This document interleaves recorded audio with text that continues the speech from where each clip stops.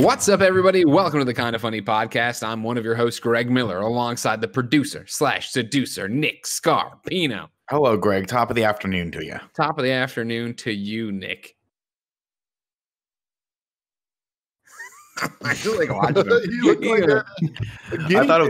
I didn't know it was going to come out there. It could have been any number of things with Greg. You never know.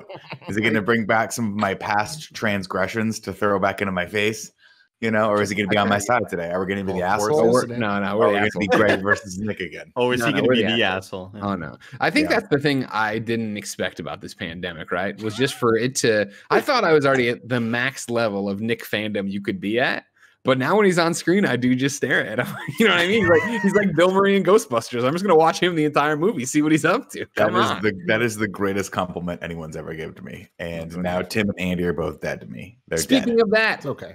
He's the Hispanic heartthrob, Texas treat, Latino heat, clicking heads and ripping them to shreds, the globe-trotting, head-shotting nitro rifle from twitch.tv, Andy Cortez. Apex Legends Season 5 is back, baby. Let's go. Let's go, Papa. Nick, you didn't give me a chance. Like, you're saying Tim and I are dead to you because Greg paid you this incredible compliment, but we haven't had the chance to say anything yet. Yeah. Well, I mean, the floor is open if anyone would like to try and fucking fail miserably at giving me a better compliment than Greg just did. Go ahead. Well, go ahead. Try introduce Tim next.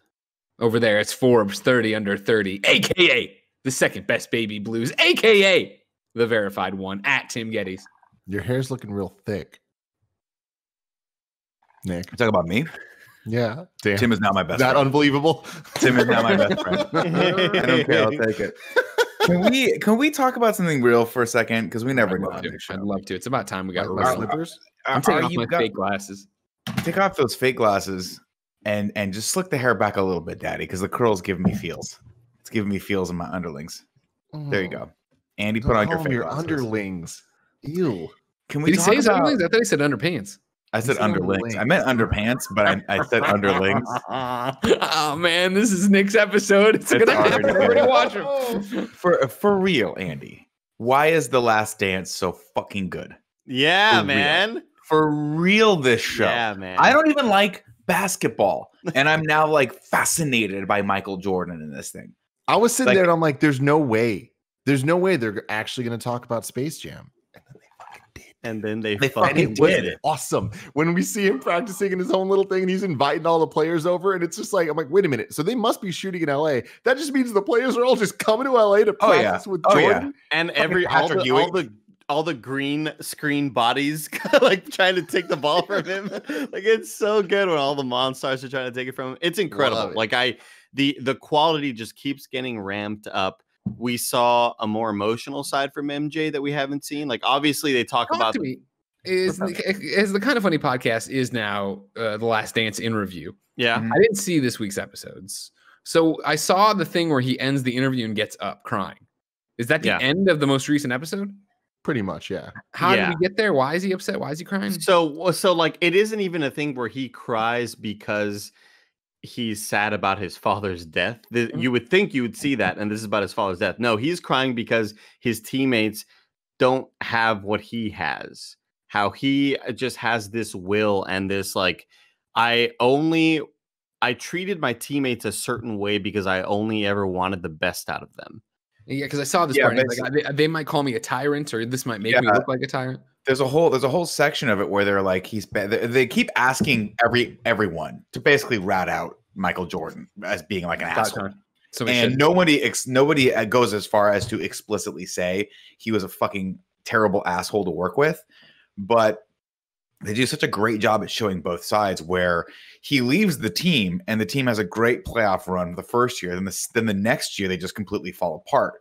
And everyone's like, oh, it was so nice. Like, we had this nice camaraderie and everyone, but they lost the driving force that was pushing them toward winning championships, which is Michael Jordan.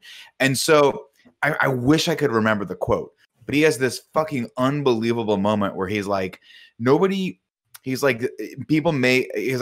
understands like my drive, right? I have one thing in mind, which is champions or the championship. And which is just like us here, kind of funny. Yeah, just exactly like us. But he talks that about Webby. he's basically like somebody has to be a driving force, and it had to be me. And he goes, you guys don't understand. He goes, that's what it means to be a champion, and that's what it means to be a leader. Basically, ostensibly alluding to the fact that in order to be a leader, sometimes you have to not be liked. Sometimes you have to be the guy that's basically in people's faces and shit. But there's moments where he took it too far, and I think that's where like. You could tell that he believes it. You could tell that he thinks he did everything he needed to do to win those championships, but it took a toll on him. And that's when he gets up and walks away crying. That's basically what he was like, overwhelmed by the fact that everyone is like, dude, I was like, this is incredibly emotional because it's so rare that you hear someone actually show what they had to sacrifice to reach that level of fame and that level of like notoriety and like greatness. I mean, he's like a god tier athlete when it comes to basically to basketball, not so much baseball, but like it reminds me of watching like the Steve Jobs movies. Did you guys watch what was the one with Pirates of Silicon Valley?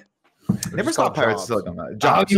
Silicon Valley was Jobs. Yeah, I think it's actually on like Amazon Prime. I have I had it queued up at one point, but Jobs, same concept, right? Where he just threw everything else by the wayside in order to like do the thing that he just inherently knew would change the world. And like, it's so rare that you get to see a person and you interview them 20 years later and you're like, was it worth it? Was it worth having that like shit? Like they were like, he's asked this question a million times. So like, was it worth it to like sacrifice some of that nice guy image? And he's like, you guys fucking have no idea what it takes to get like that level of what we achieved. Because I guess like the 97 Bulls were considered the best team like ever to play. Well, yeah, they had the best record of all time until the Warriors broke it 3 years ago. Fucking Steph Curry.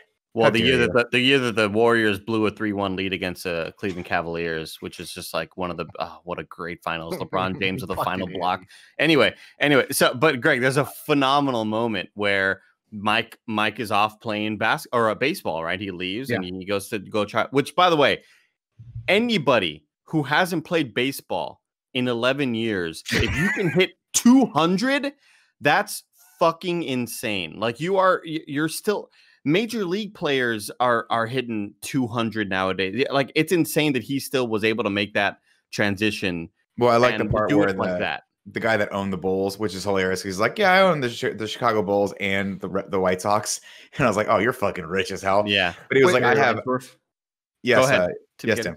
So I have three things I want to say. I have two comments and I have a question of clarification. We can stop talking about sports after this. Yeah. No. It's very much about sports. One, I want to say, everyone that's watching this knows the story. I don't know the story at all. I just know Michael Jordan wins. So the twists and turns. Michael Jordan's dad being murdered. Yeah. I was like, what? See, I didn't know he went missing, Tim. I didn't know it was a 3-week long thing. Oh, you guys missed it, man. And they started blaming it on Michael. It's like, Chicago ground to a halt when this happened. Shit's insane. Second thing, Andy, you summed up this show perfectly in your tweet where you said, every episode of The Last Dance, quote, I told Mike, nice hair. Psych. Then he grew a full head of hair immediately and scored 48 on me. Yeah. That is every episode of this show. And you just nailed it. It's so satisfying. The last two episodes are all that, yeah. Number 3 is my question. So Jordan leaves to play baseball, right? Mm-hmm. Yeah. Then there's this whole thing. The Bulls are doing very well in their season or whatever. They're still very good, yeah. But then mid-season, Jordan gets to come back? The next year. No, the next year. Yeah. So it wasn't the next year. So I think he left in 93. The 94 season, I think they did well. They got to playoffs. 95 is when they fell apart, and he came back. He started working out with them, and then basically was like, I'm back. Well, they weren't even falling apart. It was just like that baseball had their lockout, and that's right. And baseball had their lockout, and so Jordan stopped showing up to the White Sox practices, and then he eventually Jordan ain't gonna be no scab, bro. And then he just like he was hanging out with BJ Armstrong one day, and BJ was like, "Hey, come to the gym, come say hi." So he went to the gym to go say hi, and then he started putting up shots. And then he showed up again to the gym and started putting up shots. Then they started playing scrimmages, and the media was like, "Whoa, MJ showing up at these practices a lot. Is something happening here?" And then he just put those two words, "I'm back." Dude, are you like that fucking time. Kidding me, dude? It's kind of like that time when I used to show up to your house with Tim, and we would shoot your shows for like pizza. Yeah. But I just kept showing up, and finally we're like, we should just all start a company together. Who's Michael Jordan in this scenario? I think I am. I think in this scenario. Yeah. You brought a camera. Because you borrowed a camera from Fran. I borrowed a camera and I looked on Instagram for 45 minutes. That's what winners have to do, man. About ants. I guess you just don't know. That's the winner's mentality. Well, I do love the great part where, you know, Michael leaves and everybody is like, so Scotty, how was everything when Michael left? And Scotty's like, it was great. He became the focal point and they were winning all the time. And then all the players were like, it was great because there was nobody mean around anymore. Scotty was the nice leader, and if you fucked up, he'd put his arm around you and say, "Hey, get him next time." And everybody was happy. Like, it's great. And then Steve Kerr has a phenomenal line where they get into the part where Steve Kerr gets punched in the eye by Michael Jordan. And Steve Kerr is like, look, I talked a lot of shit. I was going to stand up for myself. I just couldn't always back it up. Like, yeah. So I love that part. He's like, I know I was going to stand up for myself. I just knew I couldn't back it up. But yeah, no, awesome, it's I especially like the part in this where they tell the story of the guy that had a great game and put his arm around Michael as the game was leaving. He's like, hey man, good. He just said good game to me and put his arm around some random dude. I already forgot his name. Just some like NBA no name. Yeah. No, had a great. No, it was something like that. But it was someone on the all the teams are blurring. Doesn't matter. It doesn't matter because he goes, that guy should. He's like, basically they beat him. And the guy came up to Michael after the Bulls had lost, and he's like, put his arm around him and said, "Great game, right?" And they asked the guy, and then of course Michael pulled a Jordan where he's like, "That's it, that's all he needed to hear." He got fired up to me and just fucking destroyed them the next 3 games straight, right? And then they ask him 20 years later, they asked the guy, they're like, "Did that really happen?" And the guy's like, "I never did that." And then they cut over to Michael now, and he goes, "Oh, I made that up. Yeah, I just told everyone he did that." He would just make up. He would make up stuff, piss himself off. He would just make shit up so he could get fired up, so he could dig deep and like win. And it's that's a level of psychosis that I don't know how you train into yourself. I think we start right now. It was this random dude who was an early draft pick, and he scored 37 on Jordan, and Jordan had a bad game. And yeah, so that story is that he said great game or whatever, and Michael's pissed off. He's like, that's fucking disrespectful. Telling me great game. Who do you think I am? And he's like, I'm going to put up the same amount in that whole game in the first half. And he scored 38 in the first half against him. Ended with 48 points. And then, they're like, I made that shit up. My favorite part is like, I think it was like 2 episodes ago where they go to play for the Dream Team, which, by the way, how the fuck did we allow the Dream Team to happen? Wasn't the Olympics, we wanted to win. Wasn't the Olympics supposed to be non-professional players? Yeah, well, we changed that so we could send the Dream Team over there. Well, Michael had won already 4 years prior to that. Yeah. Like, Michael was on that team before he was really MJ. Like, he was still on that team. So that's why they talk about MJ didn't want to be a part of this one, because he's like, it's extra playing. And I already have an Olympic medal. Like, I don't need another one. I like the first game where they were like, we're playing against Tony. How do you say his name?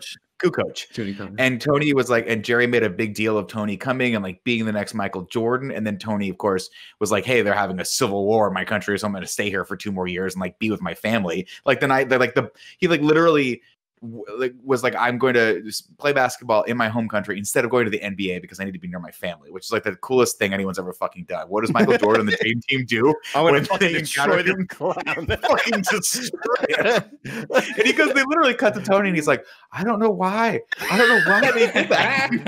I think he's like, I didn't do anything to him. I think it's so much more adorable because it's like it's that Croatian accent. Yeah. You know, he's like, I don't know why they were so mad at me. Graham Miller adored Tony Kukoc. Greg, did you see that newspaper? Like, was it the Chicago Tribune or whatever? That just the front page, all it said was in giant bold letters, "I'm back." Oh yeah, Nick. Oh yeah, the return of Jesus Christ. Yeah, I saw it. I forget if it was the Trib or the Sun Times, but yeah, I think it was Sun Times because Sun Times is the one that came in the magazine format. But yeah, that was so cool.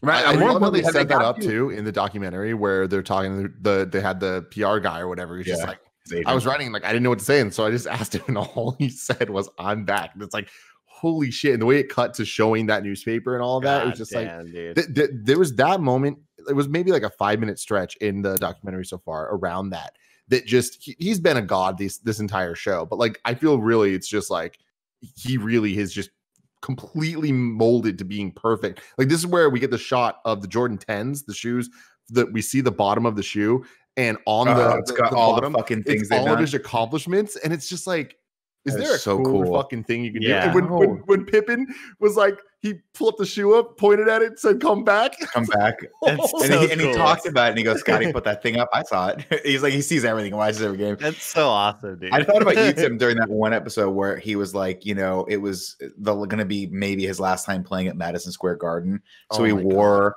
the old school Jordan 1s, and he goes. And he gets to the end of the game, and he's like, "These are the most uncomfortable shoe ever." My feet were bleeding, and I put up 51 points. 51 points. Oh my god, that was so epic. And there's nothing more epic than Madison Square Garden. Like that is so. Everything about that is just it's poetry, man. I mean, the music that accompanies all this stuff, it's all phenomenal. But this is the Kind of Funny podcast each and every week. 4, sometimes 5. Something. Keep going. Best friends gather around this table, each talking about whatever they want to talk about in their lives. My name is Andy, the host. You're killing it, kid. You're killing it. Keep going. I'm trying, man. I'm trying. What if they want it ad free? I'm no MJ. You could get you could be a gold member on patreon.com/kindoffunny, and where you can watch it live with us right now. Or if you're what do you have to be in Kind of Funny Games? You just need to be silver to watch live. You need to be gold on you need gold on one of the on games to watch. It's fine. Just got it. Fine. Silver Patreon, everywhere. Generalize. Patreon.com/kindoffunny. Just go to patreon.com/kindoffunny, everybody. Give us your Twitch Prime subscription on twitch.tv/kindoffunnygames. Podcast services, Rooster Teeth, don't forget. Around post show. The globe. There's a post show, patreon.com/ There's a post show, patreon.com/kindoffunny. And also, Nick made a short film for KFAF tomorrow. Ooh, and I really hope you watch it. Very excited for it. That's exciting. Andy, do you want to thank our Patreon producers? Assets? Patreon producers. Yeah, we got 3 Patreon producers. Take a shot in the dark. Can you get them? Can you get them? Can I guess? Al the Predator Tribesman. That's right. Momo. That's right. Yeah. Mohammed. Yeah. And Justin and Garnier Fruitesque. Wrong. Garnier Fruitesque. Both of you are wrong, and it wasn't a pronunciation I was going to get you on. You see, it said Justin Toms already. I'm going to say shit. Not white, but out. Tribes. Not Blackjack white. Razak. Blackjack Razak. Good job, Andy. Thank you to our Patreon producers, Momo, the Predator, Owl Tribesman, and Blackjack. Today we're brought to you by youtube.com/kindoffunnygames, but I'll tell you about that later. For now, Tim sent something to Assets. Well, here's my question, actually, before I throw that up, I guess. I haven't been watching the documentary, but because I lived it, much like Pee Wee Herman in his Big Adventure. Have they gotten in the documentary to the part where he goes back from being 45 to 23? Yeah. Yes. That was a crazy moment. Where he's just like, fuck it, find me. I don't give a shit. Well, because he had the bad game as 45, and then BJ Armstrong, who was playing for the Suns, I think. I don't know who they were playing against. They were playing against somebody else in the Eastern Conference in the playoffs, and BJ was like, "Look, I played for them. I won 3 rings with them. I know how to beat the Bulls." And he had a phenomenal game. And then they were like, "You know what? 45 is no 23." And he just switched it to 23. I was like, fuck it. Like, you're right. Yeah. Like, don't give it. And I love when they cut to Horace Grant, and Horace Grant is like, and then they said 45 is no 23. And we all went, oh, why would you give him the fuel? Yeah. Why would you piss him why would you do that? Every episode, 20 minutes, every 20 minutes, there's and then they said this to him, and then we fucking lost. Like, but like this is how fucking crazy that time period was. Like talking about the era when he did Space Jam. So they talk about on this news episode where he decided to do Space Jam, but when he came back that first season, mid-season, he was not very good because his body was in baseball shape. Yeah, you're built in a different shape. Yeah, totally. He was like, and he talks about the intricacies of it a little bit, where he's like, for basketball, like baseball is a little bit more like legs and a little bit more like core, but with basketball, he's like, you got to focus more on shoulders and all this stuff. And I never really put 2 and 2 together that they would tailor workouts for different types of sports. I just thought, dude, you're in shape. You're in shape. You think everybody just rolls? That's how they get in shape. I mean, they just, yeah, exactly. You just stay on your back, take your shoe off, Andy. This is what confused me. Didn't you just say he came back mid-season? He came back. Yeah, he came back like mid-season in '95. Came back mid-season. So he left for 1 full year, right? Mm-hmm. Then the Bulls started the next year, and then he came back mid-season for that year. That's what I'm saying. How is that okay? How can you just play with the team? Because he's still under contract. Because they're still paying it. Yeah, he just because he retired, you still get like that paid, that guaranteed money. Or also, it was Michael Jordan. They're like, we'll fucking trade everyone for Michael Jordan. If you could just be like halfway through the season, be like, oh no, we're going to bring in this new guy now. Yeah, I think it's the only time you can't they do still that have the playoffs, rights right? to the player. They still have the rights to him. Got it. And so just like what recently happened, Rob Gronkowski, who retired as a Patriots player a year ago, and then Tom Brady is going to the Bucks. The Patriots still have the rights to Gronkowski, so they sold the rights to the Bucks, and now he's back with Tom Brady in Tampa Bay. Yeah, but no one in their right mind is going to sell the rights to Jordan. It's just not going to happen. I guess not like really rights. It's more of like he's still like contracted, I guess, as a Bulls player. Yeah, I mean, I don't mean like Nike. I'm not talking like no. But I mean, if you have sort of an option or something like that to come back, I'm sure when he left, they were like, we will extend an option for your contract for fucking 30 years if you want. Just come back one day. I'm shocked they went into all the gambling stuff. I was not, because again, this is something that Michael Jordan sort of oversaw and had ultimate the final decision on to cut anything. And they, like, when they first started talking about him retiring, I went, they're not going to talk about the gambling conspiracy stuff. Yeah, the conspiracies about like, oh, he really retired because he was going to be suspended and he thought I'd rather just go do something else or whatever. But no, it's funny if you think about it on one level, you're like, oh, that totally makes sense. Until you realize that you start peeling it back and you realize that the foundation of that conspiracy was completely unfounded, right? That was just speculation on the part of news people or the newspapers saying, oh, his dad was probably murdered because of a debt that he owed or something like that. And everyone's like, no, that's not, like, the police that found the two kids that murdered him were like, that's not their motivation at all. They were just random. This was like a crime of opportunity. And so like, all that happens, then all of a sudden he decides, like, what's more believable? He has to retire because he's put on a mysterious 18-month suspension by his team who didn't publicize it because he owed a gambling debt and someone fucking got murdered, or the guy that just took your team to 3 championships back to back to back and then lost his father, who was the inspiration of everything he had done.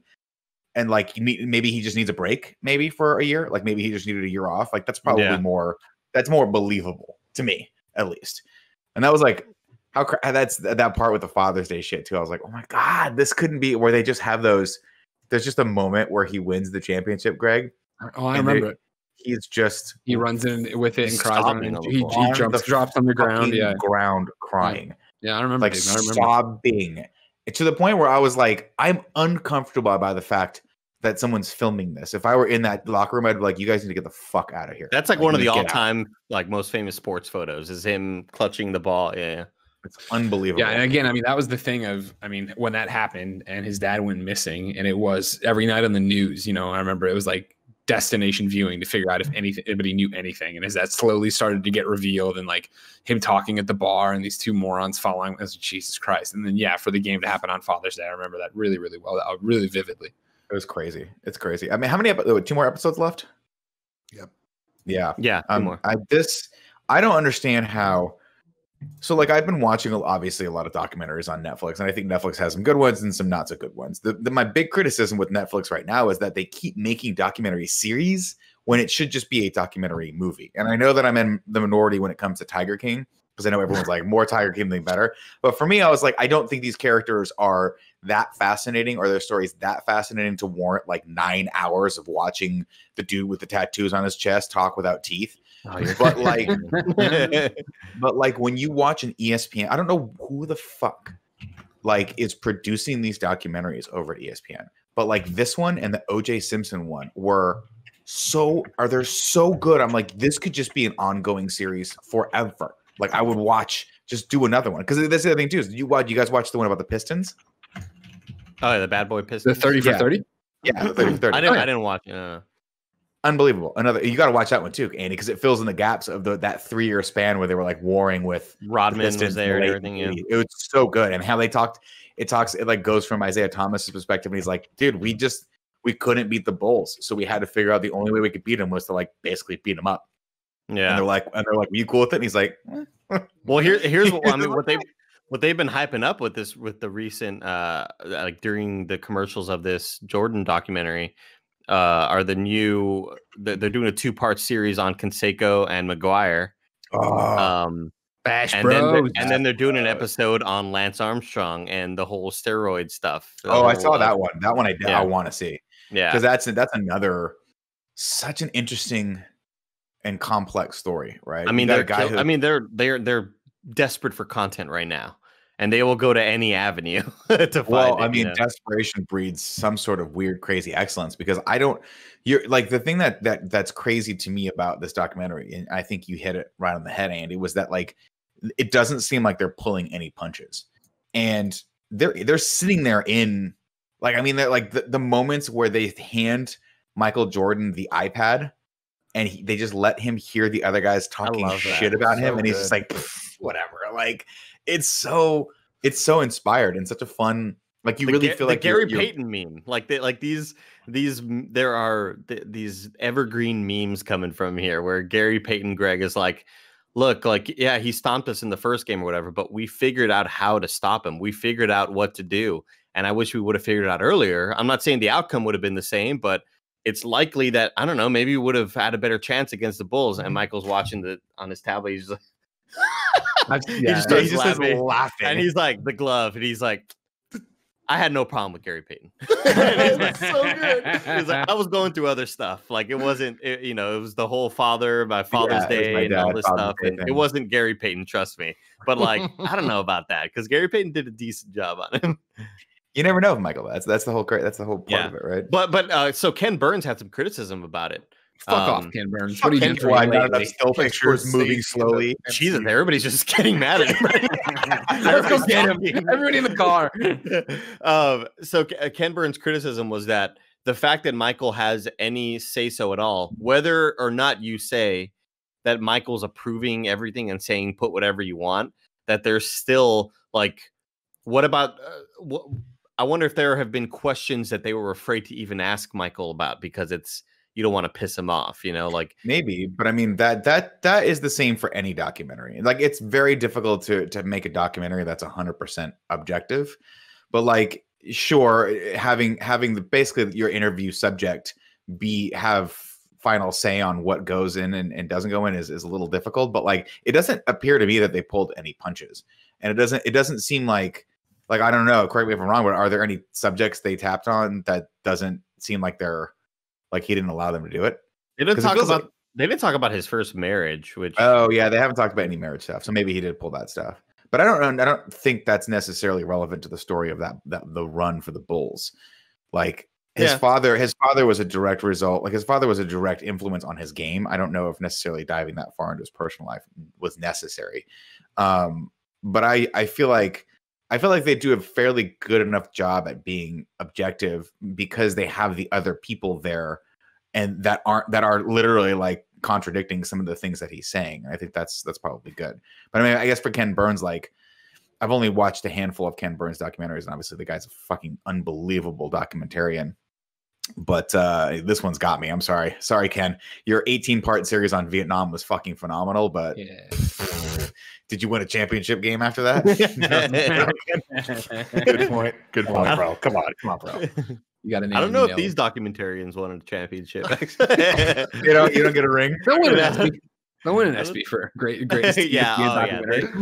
This will definitely win awards. Absolutely. I'm fascinated to see the Lance Armstrong documentary, though. I want to see how much they go into that, because he's talked. Well, I heard him on Rogan's podcast, and I'm sure he's talked on other podcasts a little bit openly about the steroid use and all that stuff. But his perspective on it's so crazy, where he's just every fucking one's doing this. But he was so vigilant and so aggressive. Yeah, going after these people that were telling the truth, and him making up shit about them, and like, he went through. He would have done anything to clear his name. That's what I want to see. That's what I'm fascinated to see. Like, because I don't know all the ins and outs of it, but I do know that when the reporters were chasing after him, he was like suing them and basically doing every single thing he could to shut them down. And it's just like, it's just so sad when you see other people talking about it. And he was like, I forget who it was, but I think there was a cyclist that did a documentary about that, and he had done, or maybe he was in one of the documentaries. He had done the sport alongside of Lance Armstrong, but he was at a much lower level. But he was like, everyone was doing steroids at that. Everyone's doing steroids. Everyone's doping in cycling. And he's like, if anyone tells you they're not, they're fucking lying about it, because you have to do that to compete at any level of any professional sport. It's kind of crazy. Greg, did you see the preview or the first episode of The Last Ride, the Undertaker documentary? No, I heard a lot about this. This is on WWE Network, right? Yeah, just the first episode. It's episodic. The first episode came out on Sunday. And is it his entire career, or is it just the last? It's focusing on. Did they pick The Last Ride after The Last Dance? Like, fuck, this thing's successful. Name it that. Well, because his move. I know his move. Well, I mean, Tombstone Pile Driver. Yeah, well, one of the moves, but they announced this a long time ago. But it's I only watched the first 20 minutes so far, but even in the trailer, it is insane of what they're going into, and like you see so much footage I've never seen before of him like post matches where it's like bones are outside of his body and like they're like fixing shit. Like it's real gnarly shit. And it's kind of like the realities of WWE. That's awesome. Whatever. And it's going over like at least the bits I was watching is like going over his career the last like 10 years where he's just like, I want to go out the right way. Like my legacy is so important to this business and to me and to what wrestling is, but I don't want to go out incorrectly. And every single time I want it to be the last time. And I just keep coming back and I keep getting in this cycle where it's like, this is going to be the last one. This is going to be the last one. And he's like, and now here I am. It's just like, I had a couple bad ones. He's just like talking. He's like, things were real bad. And they go into it. They're talking about the streak in a way I've never seen where they're like, it was going to be Randy Orton, the legend killer at WrestleMania 21 was going to have it. And Randy didn't want to do it. Edge was going to have it.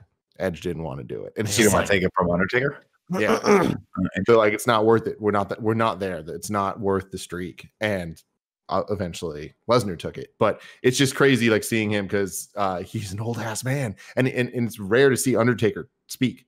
Yeah. And because correct me if I'm wrong.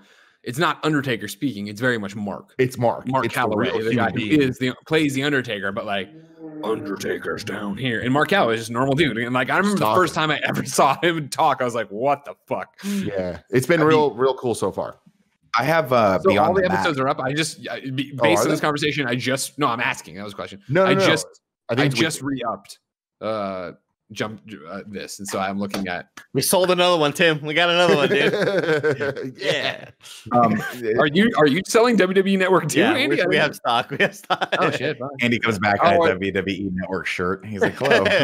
I see what you're talking about. Sorry, Vince McMahon comes in off camera. Good job, Mr. Cortez. Yeah, that's how it was. Yeah, I see. You're right. Sorry, episode 1, but then it's got the chapters beneath it that I thought were so diverse down here that it was the end of it, or it was multiple episodes, but it's just the chapters. Got it. If I remember correctly, it was 8 episodes, and they're each an hour. Okay, that sounds awesome. Yeah. Can I ask you guys a question? About a different documentary, wrestling, please. Beyond the Mat. I remember Beyond the Mat big time. Oh yeah, I mean I haven't seen it in years. It's on Netflix, I think, or it's DVD drawer over there. Yeah, I mean it's like outdated, obviously. Everything. This is if you remember what got us not in trouble, but got us chastised by The Rock. Remember when we talked about The Rock the one time when we talked about how like the first time we ever talked on, I think it was Game Over Reggae Show. Oh, right. How much we loved The Rock, and I was like, yeah, and it's awesome how great he is now, and he really seems like he's learned because remember in Beyond the Mat, like he beat the shit out of Mick Foley with a chair, and then like there's a whole plot line, like reality or whatever of Mick having to go find The Rock and The Rock never coming to find Mick. And I told that story, and then The Rock actually listened to that podcast and did that long tweet thread to us of like, love brothers, and thanks for this. And he's like, but Greg, I definitely checked on Mick. I definitely would have gone. And like, that's always been when we finally get our moment with The Rock, I want to talk to him about that of like why it was shot that way to make it look like and edited that way, I guess, to make it not look like it. But yeah, it's a great documentation of Mick Foley and like his feud with The Rock. Then there's the Snake thing, which is terrifying and horrible, but he's in a different place now than he was then when I think he does meth in it and a whole bunch, maybe even heroin or something. But like, this is me remembering a documentary I haven't watched in years now. And you know what I love about The Rock? Well, what's that? The pecs? The pectorals. Yeah. Go on. Okay. I love that. I don't know why I expected him to just be past wrestling and just, I'm done with that.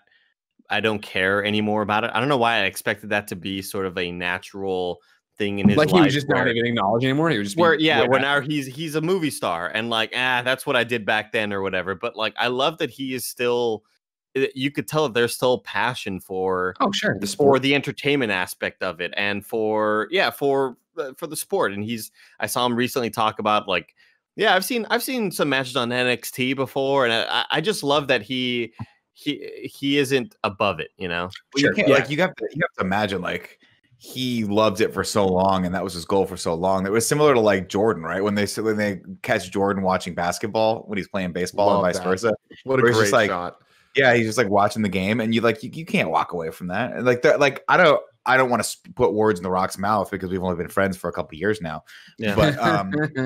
But like there's gotta be a feeling when your movie launches, right? Yeah. And then there's got to be a feeling when you're performing in front of like 50,000 people and the in an arena and you fucking jump off of like a 40-foot ladder and land on someone. And like, that's not, you know what I mean? Like you can't forget that feeling. No, I mean, feeling of like having seen The Rock wrestle so many times, right? And then see his obviously crazy ass movie career, entertainment career, tequila career now, everything else, but then to go to that first SmackDown in LA before everything went to hell, and when it debuted on Fox or whatever, last year, and the pop and the like for him to come out and go into the ring and go, post to post doing his pose or whatever, like even in that moment, you're like, this is such a different feeling than having somebody cheer for you at the Oscars or cheer for you at a red carpet or whatever. Absolutely. And like the thing that's crazy for me is like, I'm a very late adopter when it comes to WWE because like I didn't watch it in the 90s when everyone else did. Like I watched it when my brother was watching it in the early 2000s. And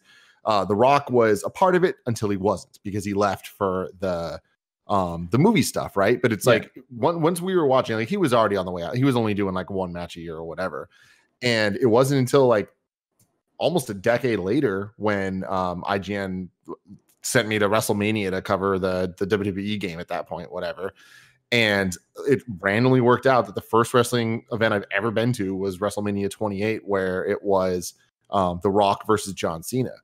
And that was like, it was The Rock's return to WWE, like period, like his first real match and stuff.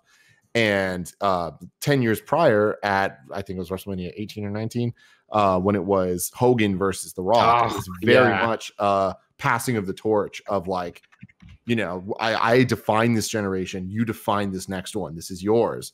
And God, what an amazing match. And we don't need to talk about that. We get it. We can though. We could, but we definitely could. God, the handshake, holy shit. Remember watching that.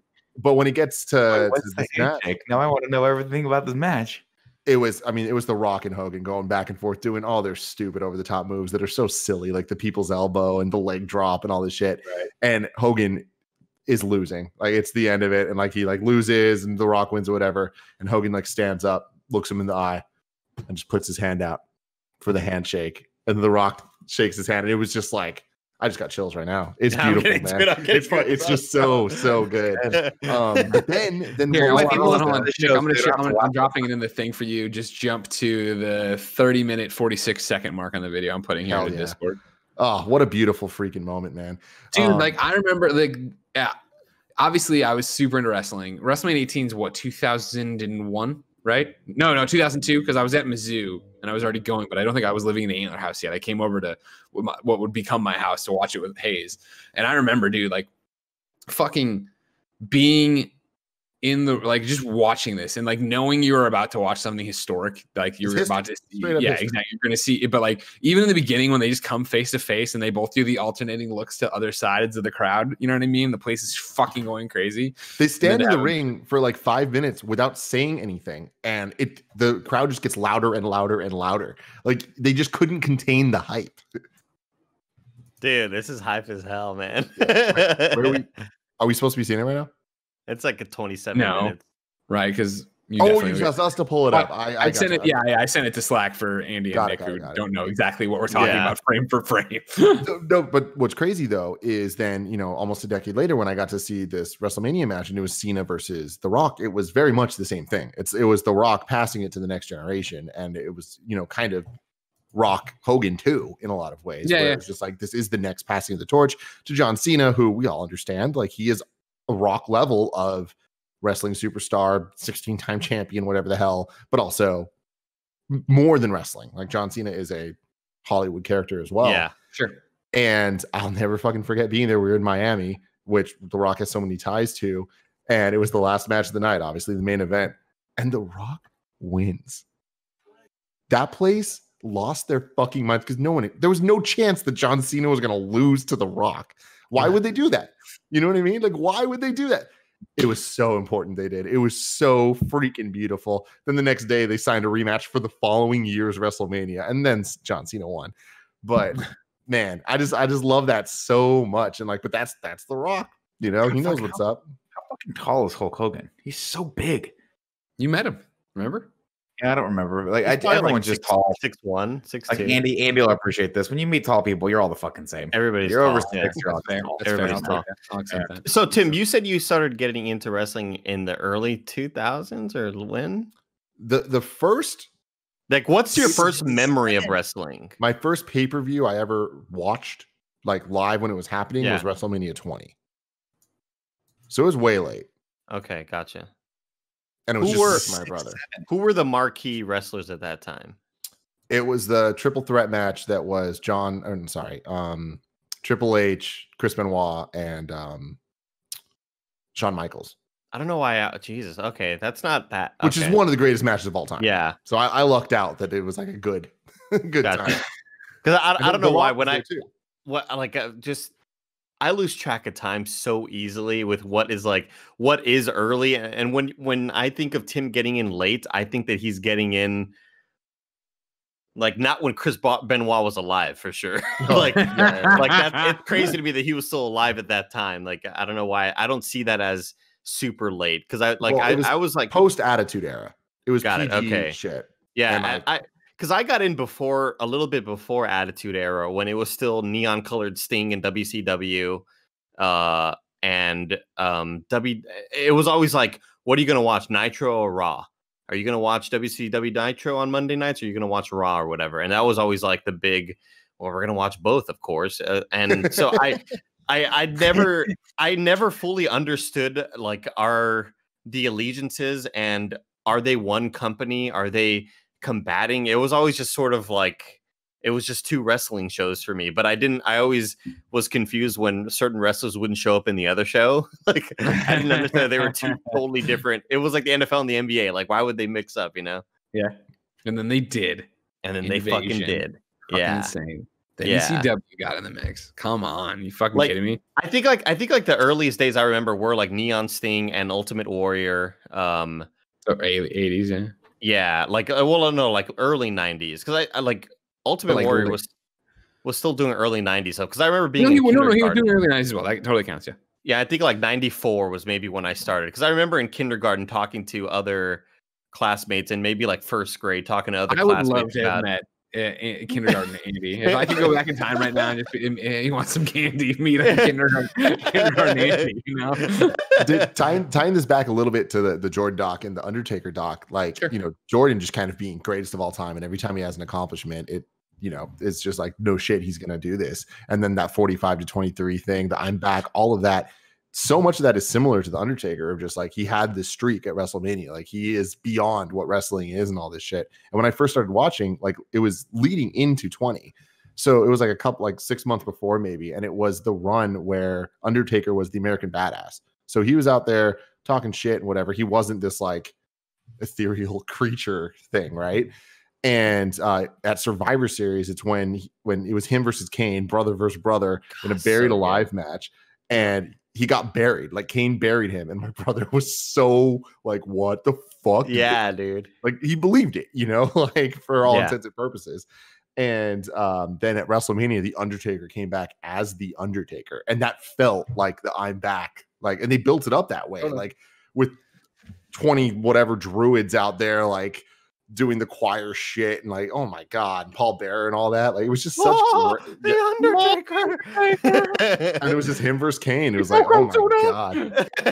God, it's so good, dude. Like it's funny because you're talking about American Badass version of Taker or whatever, and American Badass version of Taker, before we knew it was going to be American Badass version of Taker, is literally the WB Montreal Batman game, where every pay-per-view you'd be like, it's happening. Undertaker's coming back. Undertaker's coming back this time. This pay-per-view, Undertaker's coming back. And then he wouldn't come back. And you'd be like, what the fuck are they doing? And they did it long enough that I remember us all being so mentally beaten down that when it finally happened at that, I don't remember what pay-per-view it was though, but it went to the girls and like, he's here. And it was like, I remember until I fucking saw him, I'm like, this isn't the Undertaker. I'm like, I refuse, this is not the Undertaker. The Undertaker's coming out right now. And he fucking like, what the fuck is this? Nick, let me tell you about one of my favorite matches of all time. All right, okay, it's Ric Flair's final match. All right, this is where he's about to go out. Was it WrestleMania 27? 27 in Miami, right? No, somewhere in Florida. I thought it was in Florida. Maybe not. I think it was Orlando. Okay. So it's an outdoor arena. It's Ric Flair's like final match, right? And he's going against Shawn Michaels, the Heartbreak Kid from San Antonio, Texas. And by this point, Shawn Michaels is very old. He's no longer the Heartbreak Kid. They still call him that. Heartbreak Man now. Yeah, he's like 44 at this point or whatever. And it's a grueling fight, and Ric Flair is old, and he's basically Mickey Rourke starring Portillo, right? Like this guy is a broken down piece of meat. And at the very, very end, they've been fighting for what seems like an eternity. And then at the very, very end of it, Shawn Michaels is about to do the fucking Sweet Chin Music finisher move, and Ric Flair looks at Shawn Michaels, and Ric Flair kind of goes like, he knows this is the end. He knows that this is his career is about to end right here, and he looks at Shawn Michaels, and he just does this sort of thing. And Shawn Michaels, they zoom in on Shawn Michaels, and he goes, "I'm sorry, I love you." Boom, Sweet Chin Music, dude, ends it. And oh my god, I was like in tears, man. Like, so fucking magic. That is one of the most so epic, powerful. It is one of the most epic moments ever, dude. God damn. I watched that at Caesar and CP's house. Greg, that's how I'd like when you and I finally one day, I'm assuming 45, 50 years from now, when we do our final podcast, that's how I'd like it to be between us. I'm sorry. Where I just look at you, I go, I'm sorry, and then I just kick you right in the fucking face.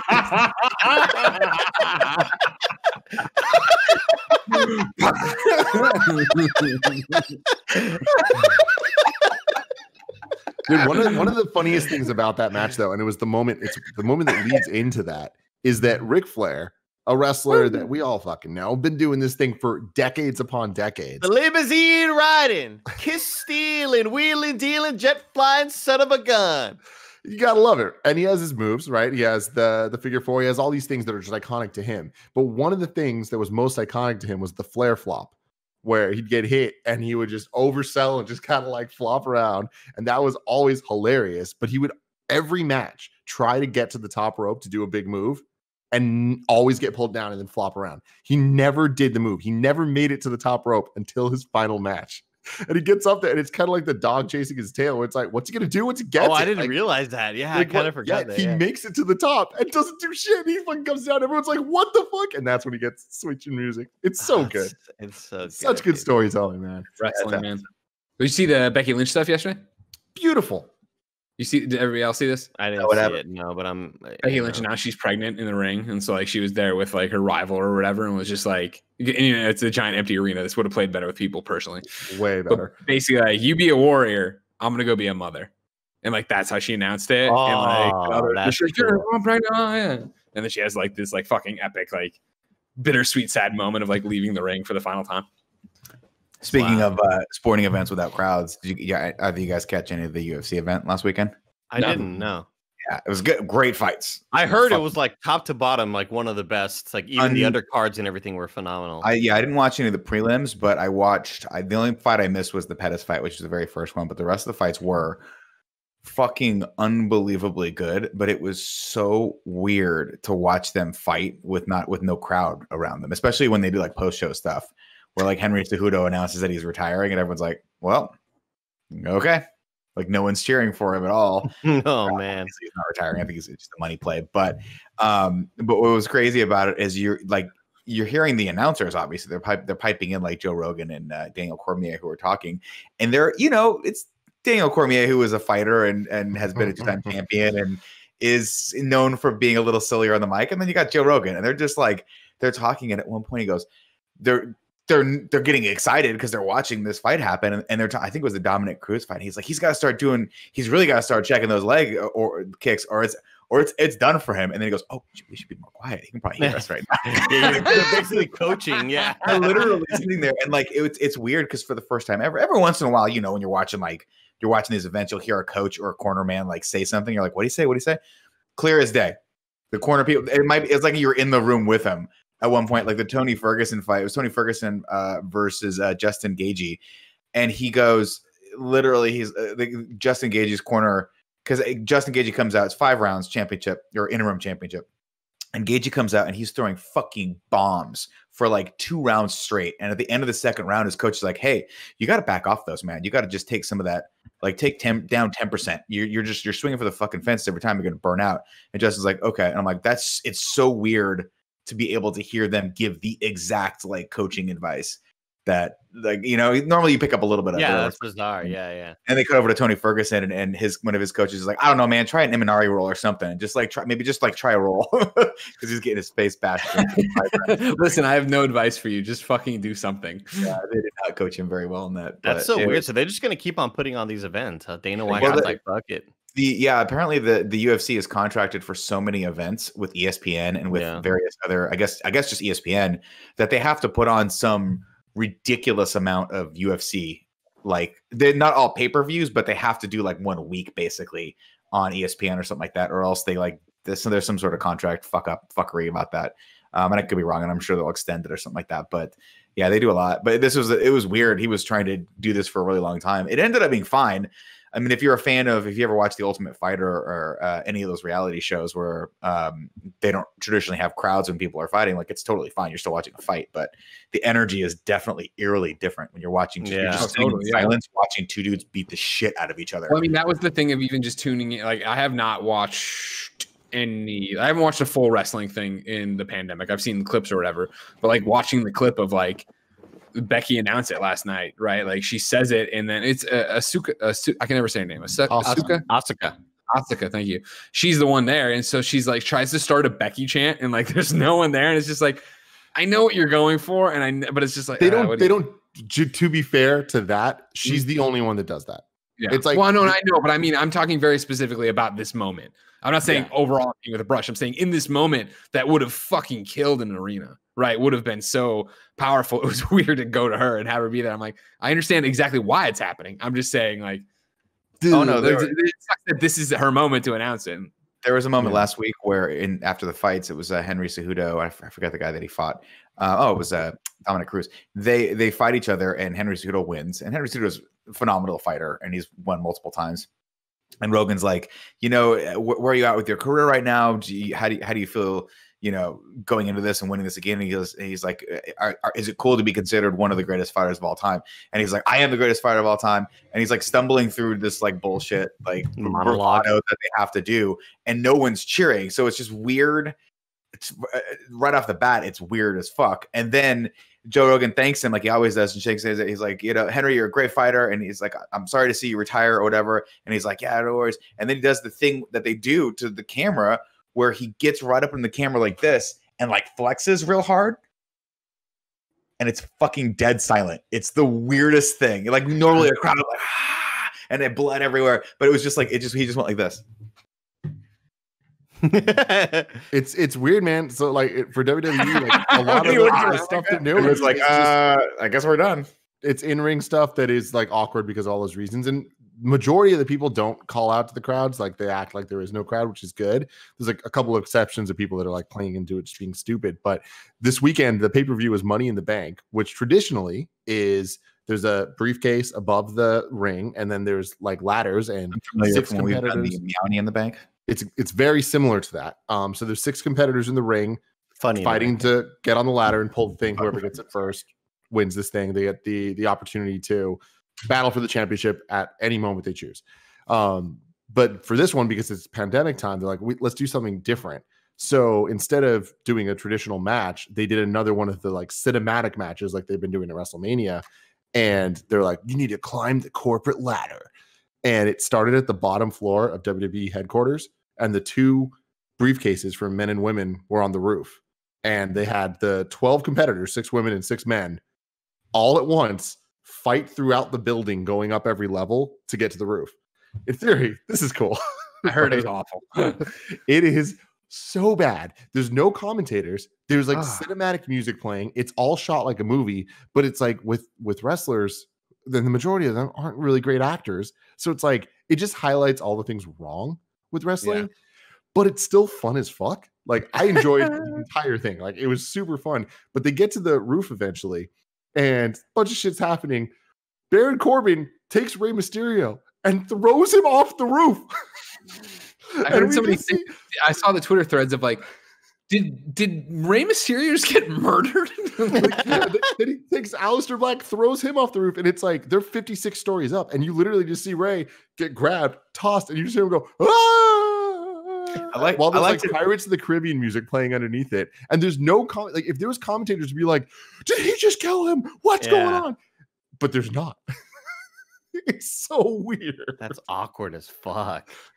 I mean, hey, I guess shout out to trying to do something, right? Like, you know what I mean? Like, try. In my mind, shout out to try, but like, y'all need to try harder. Like, they have so many resources, and I get that they're limited right now due to a bunch of situations. But if you're gonna do this shit, like, we could have made this more epic. Give us Xavier Woods. We could do it. For WWE, I agree there needs to be a level of showmanship for it, because that is what that is. It's sports entertainment, right? But with UFC, like, they literally got an arena, lit the whole fucking thing, and had ring girls. And I'm like, who are you telling what round it is to? The fucking camera guy? Like, the ring girl obviously is there for more tradition than anything else, because they've got signs everywhere that tell you what freaking round it is. But I'm like, why did you guys go through all of the trouble of mounting this giant production that must have cost the UFC at least $1 million to get all that shit together, rent the arena, get all that stuff together? Go to the UFC gym in Vegas, light the thing, and let people just fight there. Who gives a shit? It doesn't matter. Like, it's sad, and it's a sad reminder when the camera pulls out and there's a beautiful jib shot of an empty arena that people aren't allowed to watch this sport in person. I'm like, you don't need any of this shit. It's fighting. It's gonna, like, watching Francis Ngannou fucking murk someone in 10 seconds is going to be every bit as exciting in just a normal gym as it would be in this giant arena, because it's terrifying. Giant empty arena.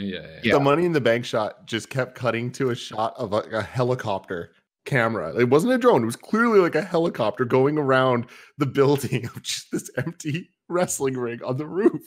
I just feel like they need, and you know what's funny is and I say this half kidding, but half serious, is they need more people like us who are like, y'all need to just hype it up, reconceive how you do these things from like a smaller but more like just a different perspective. Yeah, like going bigger, having a helicopter shot of an arena is not going to get you what you want. You guys have to kind of reconceive this shit. I mean, granted, hopefully in the next couple months we'll be able to get back to the normal. But what is I aside from the few clips that I've seen what Saturday Night Live is doing on Twitter, I haven't seen a full episode yet.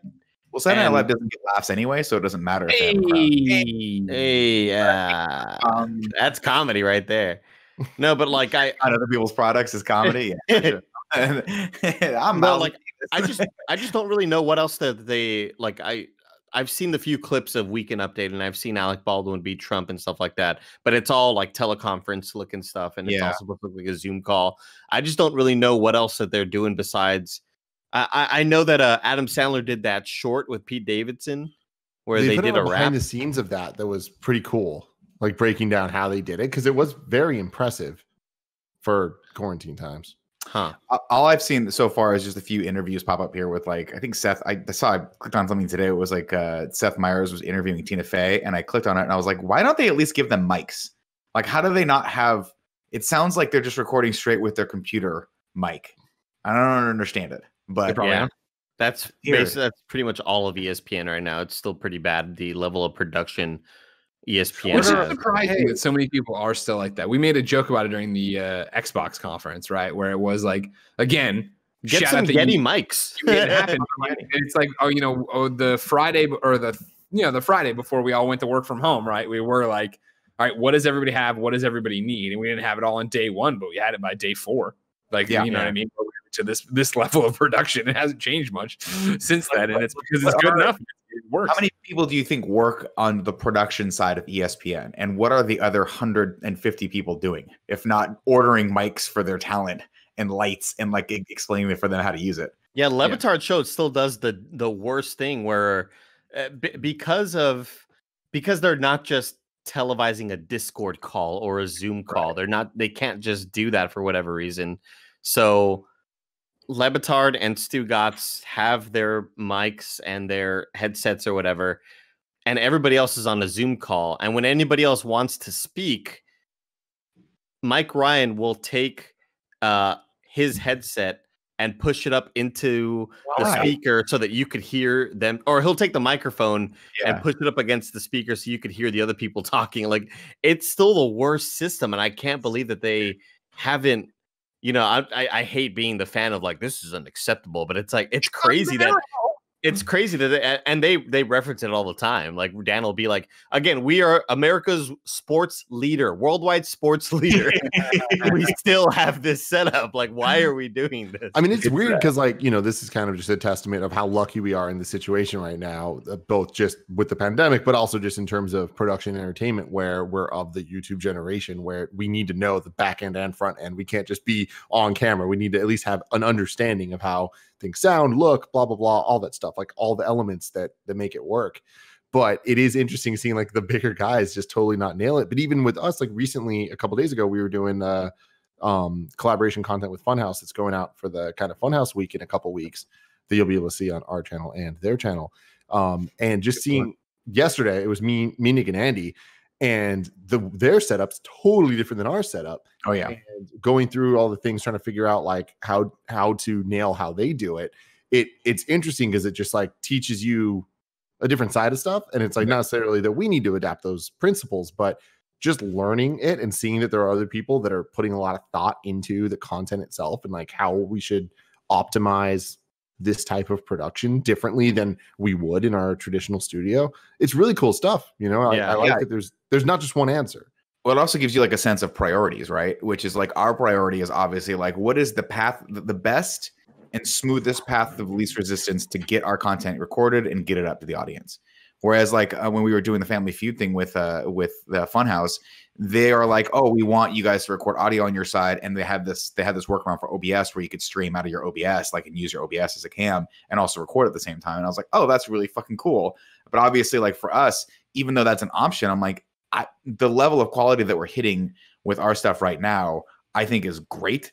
And like, I don't know, you have to weigh, is it worth having Cool G get all the footage together, download it, maybe waste half a day cobbling it all together, syncing it, and then, you know what I mean? So it's show by show, right? And I feel like it's that level of understanding of what your product is. Like, you know, criticizing WWE and UFC for like going too big in weird ways that make it feel small. I feel like with us, it's like KFAF like should be better because there's more being put into it, whereas like podcasts, these are conversation. Like if one of us like lose quality for a little bit, like visually, it's not the end of the world. Ideally it wouldn't be there, but it's not worth adding 3 to 10 hours of editing and exporting and uploading to be able to fix that.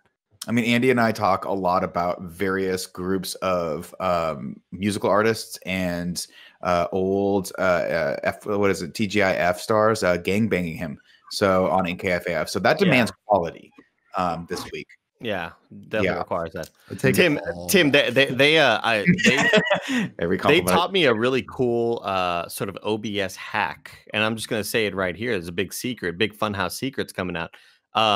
What we recorded a Let's Play. I recorded a Let's Play with him, and we did some CS:GO kind of modded game stuff, and we made the canvas of OBS 3440 by 1080. So it's 2 1080 screens sitting left to right, and you put the game up on one side and you put the full face cam on the other, so you have a full resolution face cam and a full game, and you record that, and then you could just use like the full resolution camera and not have to like get a shitty grainy version of a small webcam. I was like, whoa, that's really smart.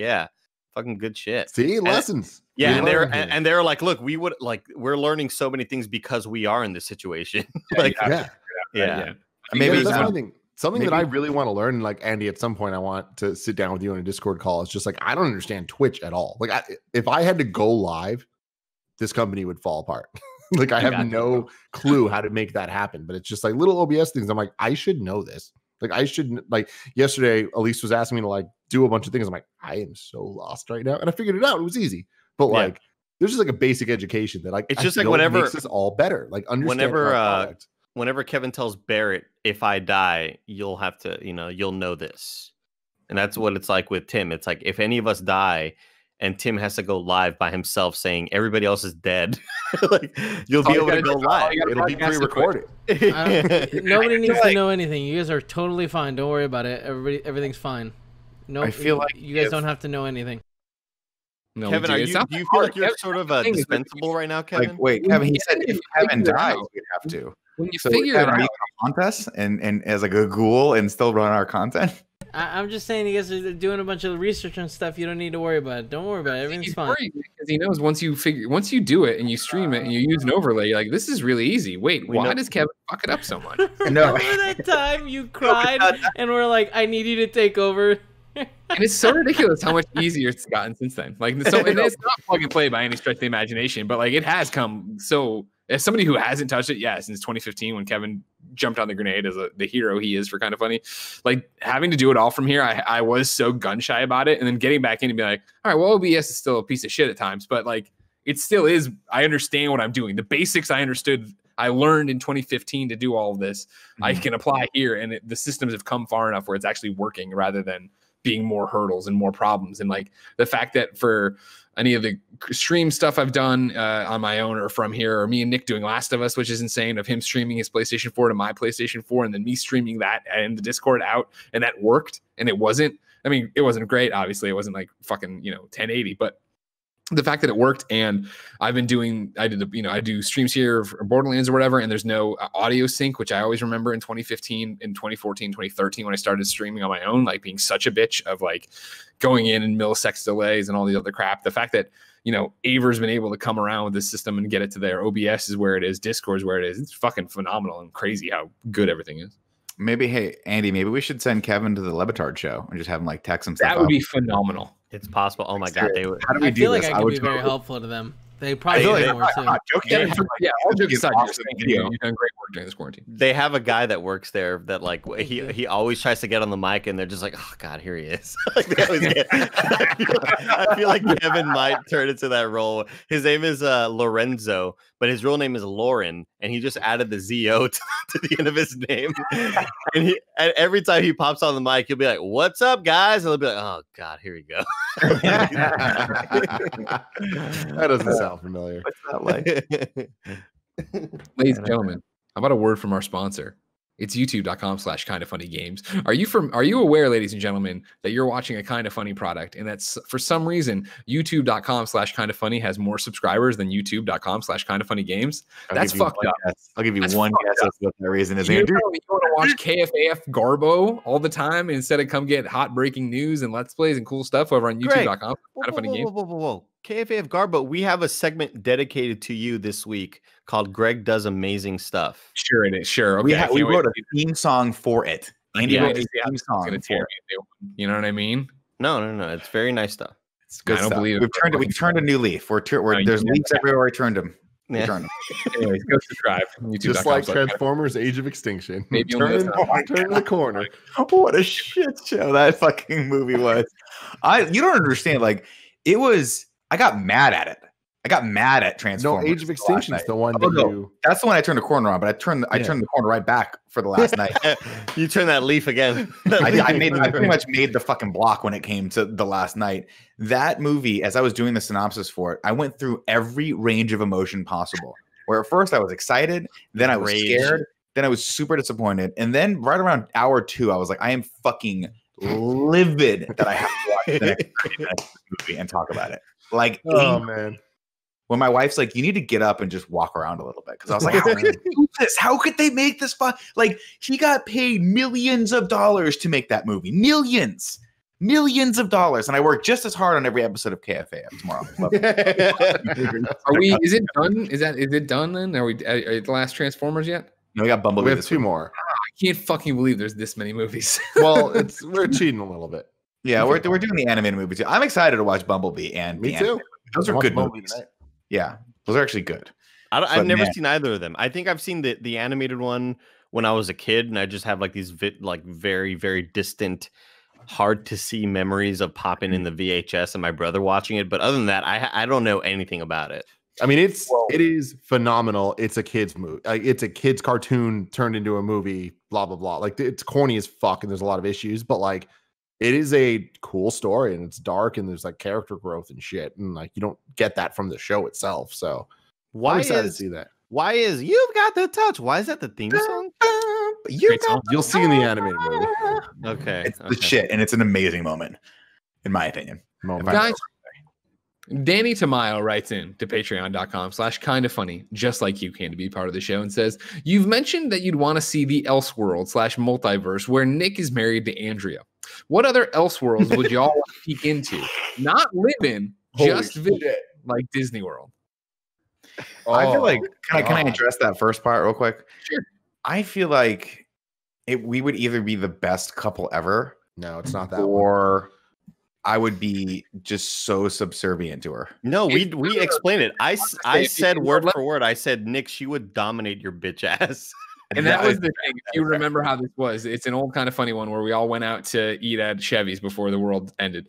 And Andrea was there, or Olive Garden, actually. I think I'd retold the stories at a Chevy's. Doesn't matter in the long run. And it was that thing of you and her were going at it and being Nick and Andrea. And I was like, I've said it before and I'll say it again. I'm happy you guys are happily married. I love your partners. They're both amazing. But there is a multiverse where you guys are married, and I would love to see it. And yeah, Nick laughed, and Andy goes, she would own your bitch ass. And then Nick's response immediately was, Nick heard it, ran with a joke, and it was, how do you like my... It's my new Lexus. I don't really like it, but Andrea got it because we needed to match. Like, that was that universe. God damn, that's funny. I'm funny, Andrew. I don't really like it. Andrew made me get it so we could match. You're such a bitch. Oh, I know. God. I need it, dude. I need it. Have someone tell me what to do occasionally. What multiverse would you want to glimpse into? Fuck, I don't know. Like that sets such a tone for this conversation. Yeah, it's just like I'm thinking. Take it your own direction. Do you think? Yeah, I don't know. People with like who? I mean, no, I know. You know what? I mean, there's a world where if you don't have anything nice to say, don't say anything at all. That's all I'm going to say about that. I'm not going to say. You guys, you know. There's definitely a universe where Andy's working at Funhouse and gets me a job there. Sure. Really? And we do KFAF at Funhouse and it gets 2 trillion views every single day. Yeah. No? Have we thought about asking them to rebroadcast old episodes? Paying them. How much do you think it would take for James to do that? Just hit the go button. $200, $200 Benjamins, a couple bottles of creatine. You know what I mean? A couple anabolics. I think be honest with me. What? Tim, be honest with you. Were you about to say something about Fran? No, was it Sean Finnegan? No, I wasn't. It wasn't Sean Finnegan either. Let's go down the laundry list of people who usually get shit on. Yeah, no. It's neither one of them. But God, it's fun to fuck with both of them so much. Right. Yeah. I like to see one. And again, a glimpse, because obviously everything worked for the better. But it'd be cool if we could look into the parallel universe where we didn't leave IGN. I was going to say that, yeah, where we still did this sort of in some way, but with underneath the IGN umbrella. I was thinking that we never, we got to that point of where they were like, you got to make a choice, and we were like, we went, all right, fine, we'll do IGN. Don't worry about it. I would love to see that, but I can tell you exactly how that would have gone. Me and you would have 5 minutes after that happened, we'd have been like, we made a terrible mistake, and we would have walked. Yeah, that's such a crazy idea. Like, I can't even imagine. Like, especially, I mean, there's so many ifs and ands and buts where IGN was great, but the moment we started doing this, it's like, well, this is it. This is what I want to do. It's like there was no questioning, there was no looking back. So it's like I would feel stuck there. Like, well, that would be the thing, because I think that's what it would be. Because I remember when we were even building up to this, where Nick had like a countdown clock on him, right? Where it was like, he's like, you were like, I've almost been here a decade. Like, I need to make the next move. Yeah. Like, what would have happened? Yeah, if we were like, for some reason, we're all like, you know what, we don't want to go, or we're not going to go all together, or whatever. If Nick would have been like, all right, cool, I'm bouncing, and then does he go to LA? Does he, Maybe, I don't know. I mean, that's the thing. Like, I look at the landscape, and there aren't too many places that I think. I mean, now there are. Now there's more opportunities out there. But there's now you go 100 Thieves, of course, with the rest of them. Yeah, I mean, I would just go. I would basically walk in, take Mike Ransky by the pants, throw his ass out, and be like, the fucking real man's here. Time for the real head of production to fucking take over. All right, Nate Shot, let's go. Let's get Nick Scarpino, the head of production at 100 Thieves. Andy Cortez, what are your thoughts on this? What's the elevator pitch on what 100 Thieves does? 100 the fucking they cash checks, bro. That's what they do. Okay. Nate Shot responds to one thing. Don't know. Money. I just picture Nick in black and red joggers every day. Oh my god. And he's walking around and he's got like a sick ass fucking hoodie. And he's got always a Bluetooth headset on with an iPad in his hand. No, Andy, that's not Bluetooth's not cool anymore. I'd have one, but still the cord, so people know they're in my ear. I'd have one Apple Pod in my ear all the time, and no one would ever know what I'm listening to. Like, am I talking to someone? Am I listening to a podcast? No one would know. Hoodie up, everything would be black and white. Joggers on, like sick ass shoes, like $400 shoes. I would try somehow to show up in a new Lambo every day. Just a totally different Lambo every day. Nick would kill it at 100 Thieves if he worked there. Like, everybody would love him, dude. Hey, man. Who knows? No one knows what the future holds in store. You never know, Nick. You never know, man. It's possible I retire from Kind of Funny and go run an esports league. I don't think they run a league. Andy, what's your pocket universe you want to look at? God, I don't know, man. I love Nick doing 100 Thieves stuff, obviously. Yeah. I would like to see an alternate world where Tim is running like concerts. Like he is sort of stage manager. He's sort of like a Matt Scarpino. Just less aggressive. I'll go you one further. I don't think that. I think if Tim didn't go the route of being the host, I think Tim could have been the producer for like Macklemore. And like taking his shit up to like 8,000, and then eventually become an artist like that. You know what I mean? Like, I think you could have backed into like making people's beats dope, and then making music videos that are dope, and then concerts that are dope, and then eventually they're like, and then you have that moment where Macklemore is like, I'm just an old broken down piece of meat, Tim, and then he's like, you got to take the mantle, and you're like, I don't want. Okay, fuck it, and you get on a stage. Okay, fuck it. Yeah, like, you know, do the fast flow. Like, I'm 1 year younger than you. What do you mean? Broken down piece of meat. It always goes back to the wrestler. I love it. I freaking love it. I see Tim like, you know, being sort of this visionary that artists want to hire to really, really pump up their stage presence, pump up the look of their shit. I see Greg, maybe you just leaving IGN on your own and like not even doing Kind of Funny, but you just become you're just like the de facto of everything. Yeah. Like more than you already are, you know, like you're doing the WWE stuff. You're with Golden. You're shoutcasting. You're into esports. Oh, wow. You're commentating esports stuff, and then getting dinner after the event with Nick Scarpino, who runs Sinatra's going mid. He's gonna shoot that thing. He's about to get some points. Yeah. Like you're like I think Greg would fit in so well with the esports world because it's so the pace is so breakneck. You know what I mean? Oh yeah. I look good in a suit too. Yeah, you do look in a suit. That's true. Very tall. Tim, if you ever go and be a producer for someone where you put the sparkle on whatever else the content is, can we call you the Glitter Man? You can call me that now. Can that be your producing I just want to be Kind of Funny's Glitter Man, you know? I am already. There's also a world where Tim is still Tim worked at RT. Oh, definitely. That's a weird thing. Yeah. I mean, I wanted that more than anything. Even when I was at IGN. Here's a question. So you want RT. So in a parallel universe, maybe RT, but is there a part of your brain that's like, if I stayed at IGN, I would have done more with Simply Complex? I'm not staying at IGN. No. IGN was very much the choosing, like, this is strategy, this is building this up, and like gaining the real world skills. It's the actual college, you know.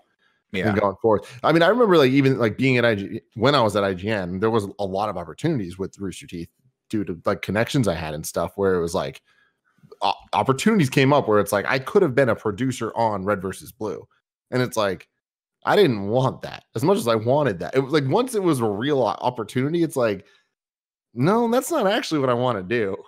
You know, why not?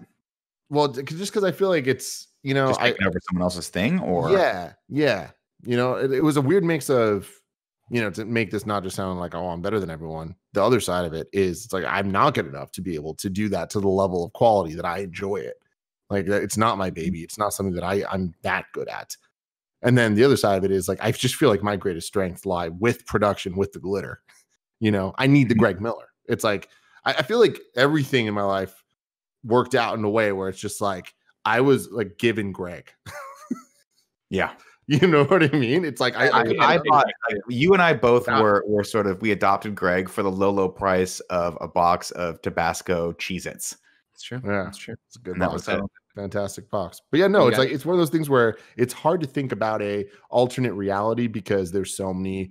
Well, if this happens, then that wouldn't happen. Sure. You know, type things. And it's, you know, the hypotheticals are fun, but it's like, yeah, any of these variations, it's like weird to think about because I don't think there's a world where I was at IGN where I could break out and like be anywhere near as successful as I am if it wasn't for having you guys at the right time, all of us in different ways. Oh yeah. I mean, like we talk real talk, like the idea of working for 100 Thieves while their new facility is great. I'm sure that company is phenomenal. That sounds horrible to me. Like what we do here gives us so much freedom and the ability to like actually feel, to whatever degree is true, I don't know, that we have control over our destiny is very, very like, it's invaluable.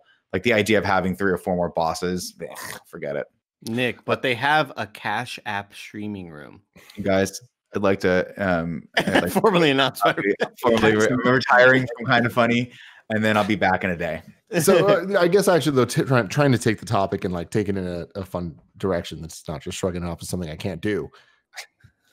If Andy had not joined us, because like, you know, we like the road of hiring people at Kind of Funny, if I'm being completely honest at this point, it gets a little hazy, but when it comes to you, Cool Greg and Joey, because you guys were just kind of like all there in different ways. We'd been working with all 3 of you longer than was public, where it's like Cool Greg would be editing in the background, just assisting Kevin like forever. It felt like Joey was always doing our social stuff, even though she wasn't living or working in San Francisco. I first got her.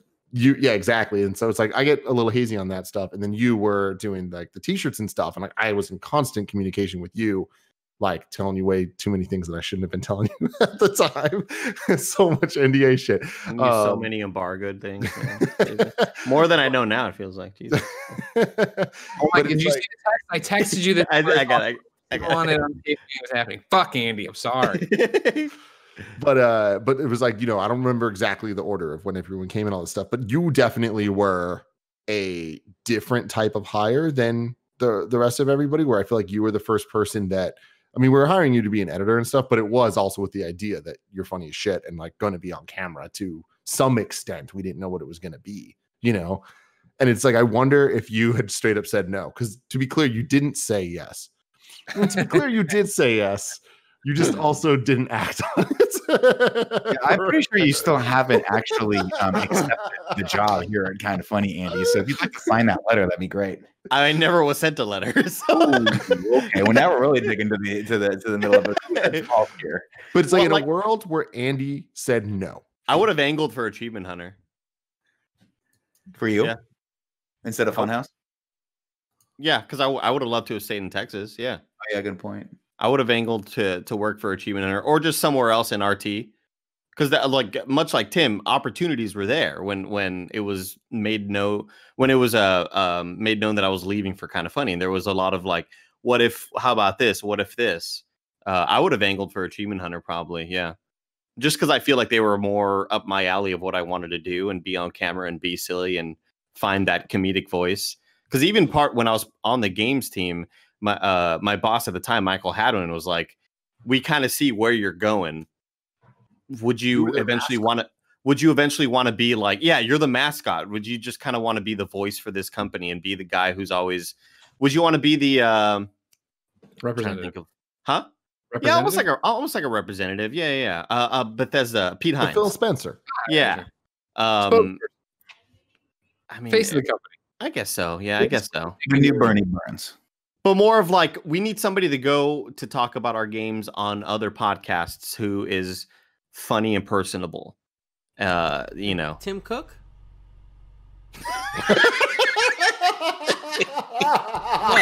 What? I just wasn't expecting a random voice. Tim Cook. Well, because you know he goes and announces all the big stuff. Yeah. For sure, Kev. But yeah, I probably would have angled for something like Achievement Hunter or I don't know, something like that. So if Andy were to go to Achievement Hunter, what would we have done? It's hard. Like it's hard to go back and like think in that time period. Oh, without Andy, I don't think we wouldn't have changed much, right? Because it was. I mean, we were looking. Every hire at Kind of Funny comes from what's our pain point that leads us to the next hire, right? So I think the hiring of Andy was, what's our next? What's a pain point? What do we want to bring in house? Obviously, we wanted to do party mode. We wanted to do something like that. We wanted to have t-shirts inside. I feel like if he had said no, right, it wouldn't have been like a, oh fuck, scramble kind of thing. I think it would have been all right, fine, we got to figure out the next person who can take that role. Yeah. I wonder what that would have been. You know, even not a scramble, but just I wonder what how steps would have led to. And again, it gets hard because we know where we ended up. So it's like the easy answer would be, like a Barrett or a Blessing because that's what happened. But it's not necessarily an order thing. It's like that's where it gets weird. Where it's like our needs for the team now are so unique to this time period right now, but in a couple of months they're going to be different. Of course. I feel like the question was mostly asking like, who would we be dating in an alternate universe? But I don't want to put that energy out in the universe because people get creepy pee-pee. I don't think that's what it was meant as. I think he was just told that story before. So what other Elseworlds? What other Elseworlds would you want to peek into? I mean, I think it's fast too. Like, I mean, I would obviously want to go peek into the universe where the Snyderverse continued. You know what I mean? Let's see what that Justice League Part 1 and 2 would look like. Let's see what's over there. What about 9/11 not happening? What about the Titanic not happening? What about the wars not? What if Kevin only had 2 cars? What if Kevin only had 2 cars? There's a big part there too. What if Kevin were a giant and could roller skate with his cars? Are we inventing the pocket universe? We're just events that changed, and now it's put it in neutral, Paula. Put it in neutral.